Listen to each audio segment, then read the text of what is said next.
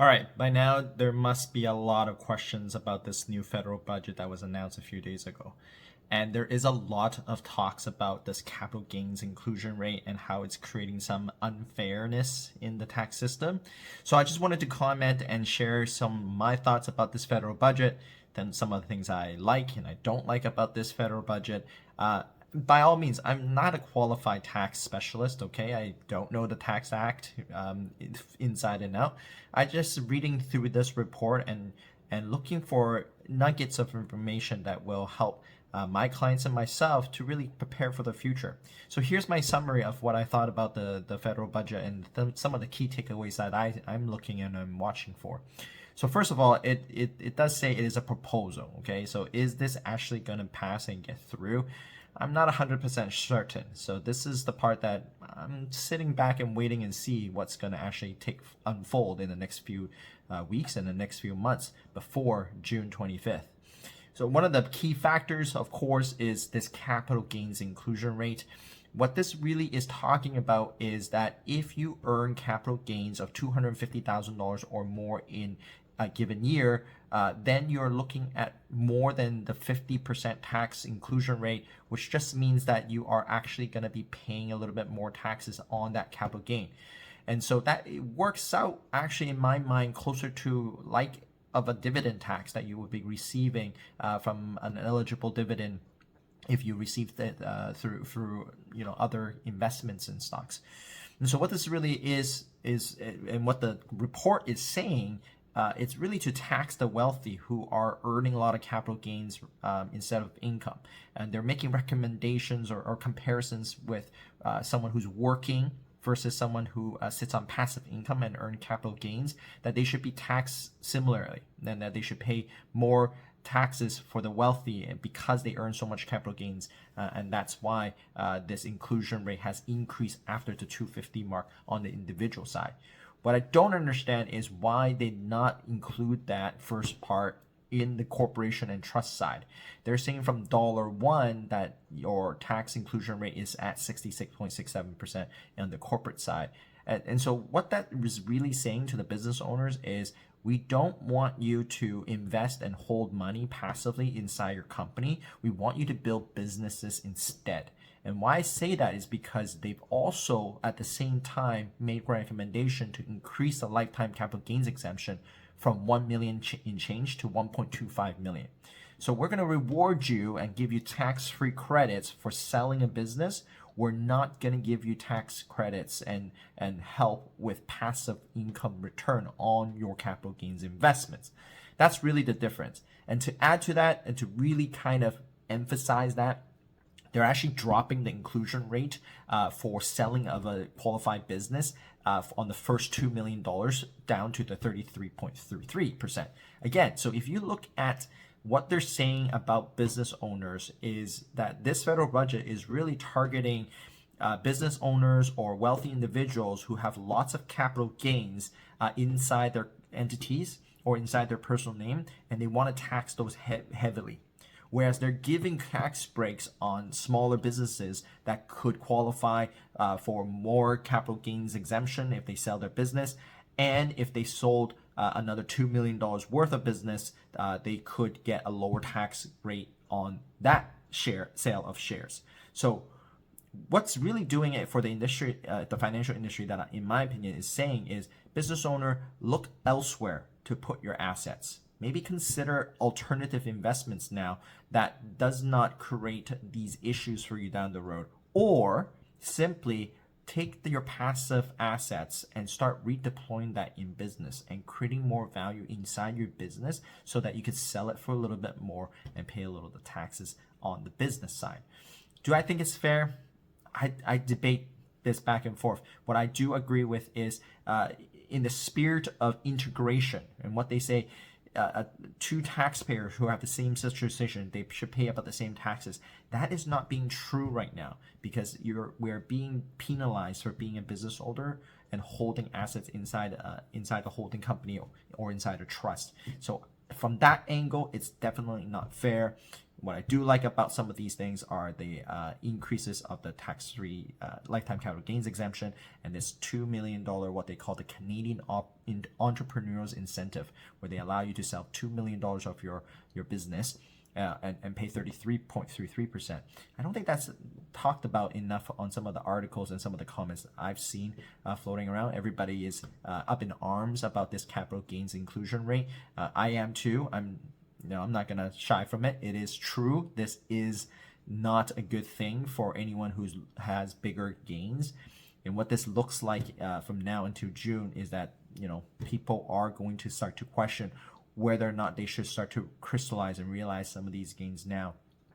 What I fear, my big fear from now till June, is that we could create a recession in the real estate market, because there could look like a scenario where people who have hold long-term real estate are considering selling at a fire rate so that they can get their 250 out at or more than 250 out at the lower tax rate before this happens.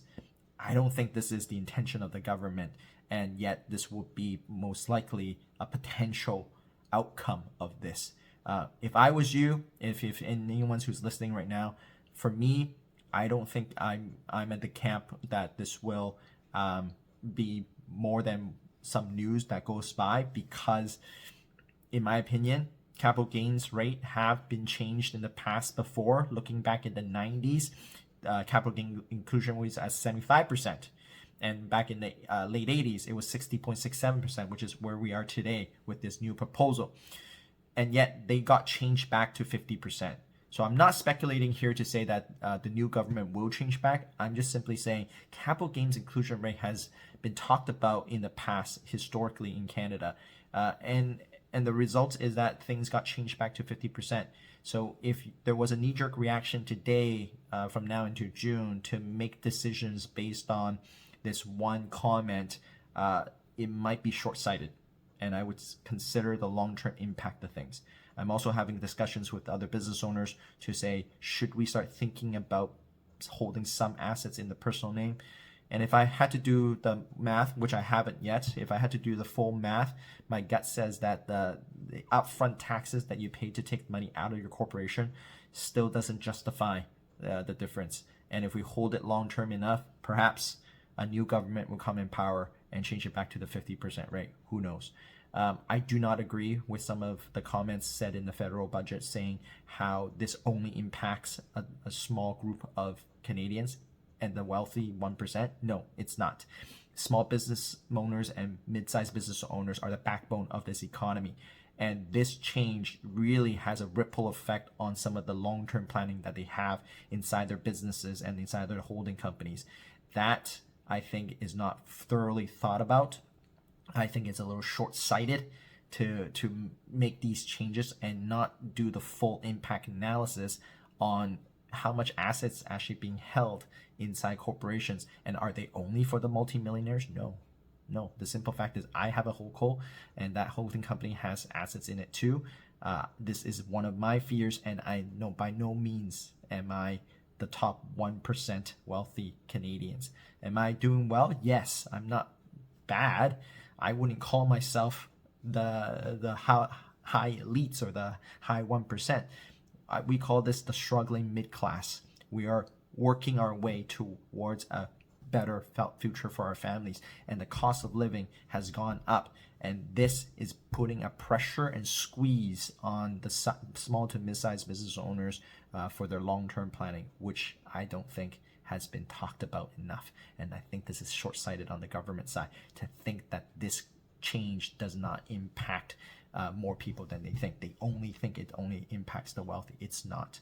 So many of my family and friends are in the same, and clients that are in the same boat as me. We are by no means multi-millionaires where we are just okay to pay this tax. It greatly impacts some of our long-term decisions and long-term planning, and it creates a ripple effect that I don't think that they have thought about enough yet.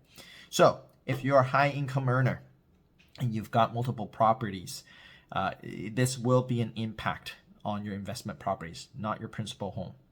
This will impact some of your stock portfolio that you've been holding that in non-registered accounts. If you got large registered accounts, you're okay. This does not apply to you, so you'll be fine. No need to be too rushed out, too concerned to fire sell and crystallize your gains at this point, because it doesn't impact you unless you have a large non-registered account. And in that case, if you do have a large non-registered account, chances are you're not going to be taking a large capital gain in one particular year.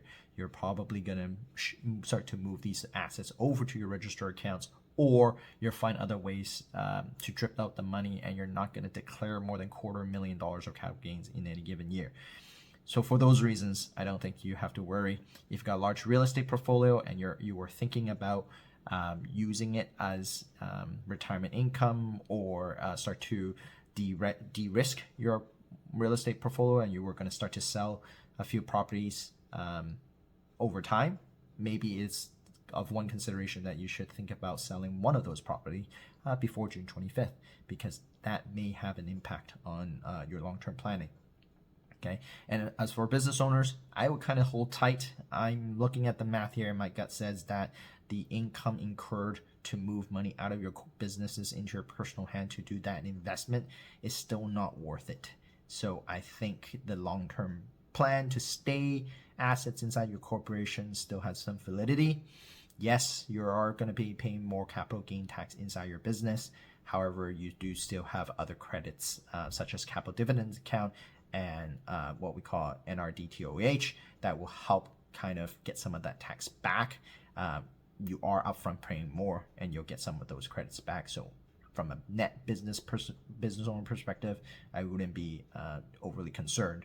Some things that were kind of not talked about and not touched on is how this is impact perhaps bare trust agreements, if you had those, and I won't comment on those as there's no clarity around that, and I honestly don't think that's the intention of the CRA to look at those things. It's more specifically on what I think large real estate gains that have been held for long duration, or business owners and wealthy individuals who have lots of capital gains as their source of income rather than regular income, and they're looking for ways to tax those wealthy individuals, and that was their intention, and I think they just missed the mark on how other people might be affected by this. So that's my summary and overall view of this new budget. I would also say there are two other fundamental changes. Number one, they've announced a pretty sizable grant in the AI world. So if you're a business owner in the AI space, that could be a very lucrative opportunity here for you to look at some government grants to grow your business. And then the other one would be the AMT rules around donations, which I don't have full picture and full clarity on. My understanding of this is simply, in the past, you'll get more tax credits for donating. Now you have a little less. And so is it still worth it? Probably. If within your financial planning and within your goals is to continue donation through rather than paying CRA taxes, I think there's still merits to doing it. It's still very attractive to do it. It may just not be as tax beneficial as it once was. My understanding is instead of being 100% credit, it's now 80% credit.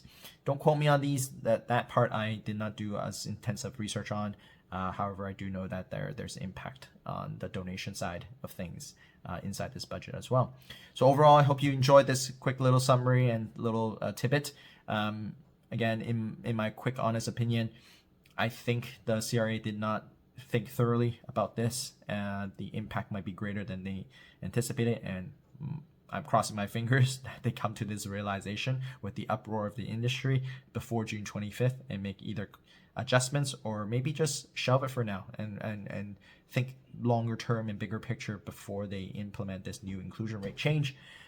If you have multiple real estate and you were thinking about how that's going to impact you, overall, unless one particular property earns you more than $250,000 in capital gains, you really got nothing to worry about. As a business owner, stay put, continue doing what you're doing. The planning didn't go away. It's still good to have money inside your business and grow capital within it. Passively, yes, you are going to pay more taxes, short duration, long duration, or net duration. I think you are looking at better outcome regardless than overpaying taxes on your individual side to own assets personally. So that's it. Thanks for watching. If you have any more questions, concerns, or comments, feel free to leave them down below. Reach out to me directly. Happy to have a discussion about it. I don't like this. We'll just have to see what happens next.